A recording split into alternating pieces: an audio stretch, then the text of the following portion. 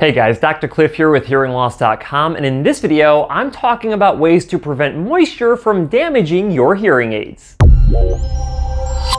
Welcome back to the HearingLoss.com YouTube channel. If you are new to the channel, please make sure that you click that like button and subscribe with notifications turned on so you never miss any of our newly released videos. In a recent video, I discussed the importance of getting hearing aids with high IP ratings to make sure that solids like dust and liquids like water are less likely to damage your hearing aids. If you haven't seen that video yet, I will make sure to link it down in the description. However, if you have a hearing aid with a low IP rating, or if you expose your devices to a significant amount of water by jumping in a pool or jumping into the shower while you're still wearing your devices, then you may need to perform moisture management to prevent them from becoming permanently damaged. Now, there are three different reasons why hearing aids may start to malfunction due to excessive water exposure. First is that water can get into the tip of your receiver, blocking all of the sound coming out of your hearing aids. In some cases, you can just change the wax trap on the tip of your hearing aid receiver speaker and the sound will be restored.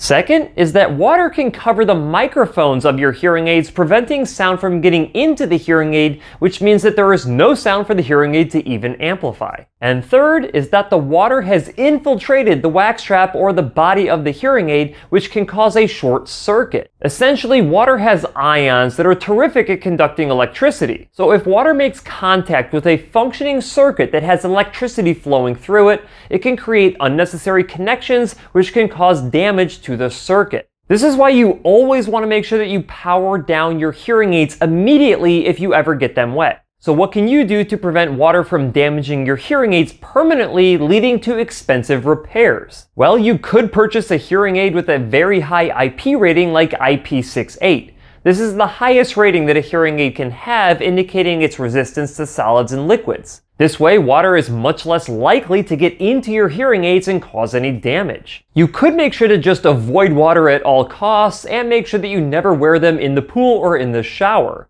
Of course, just living in humid climates like Louisiana, Mississippi, Georgia, and Florida is basically just like being in a pool the entire time during the summer months. Or you could perform regular dehydration of your hearing aids using a hearing aid dehydration kit. Generally speaking, there are a few different types of dehydrators that you can use to prevent moisture from damaging your hearing aids. You have a passive moisture removal system that uses silica beads inside of an airtight container, like the Westone Hearing Aid Saver that can pull moisture off of your hearing aids if you leave your devices in the container for several hours. You also have active moisture removal that uses airflow to help speed up the dehydration process, like the Perfect Dry Luxe, the Zephyr Dry and Store, and the Redux. Within this category of dehydration devices, you have ones that just circulate warm air to create evaporation, and you have others that actually use these silica beads as well to pull the moisture out of that air. If you live in a dry climate like I do here in Arizona, you can usually get away with using a dehydrator that does not use silica beads. However, if you live in areas like the southeastern United States, you will likely want a dehydrator that does use silica beads because your air is going to be much more humid. When you place your hearing aids inside of these dehydrating chambers, the moisture that is built up on your hearing aids throughout the day, or the water that is blocking your hearing aid microphones and receivers after a cannonball into the pool, gets pulled out of your hearing aids.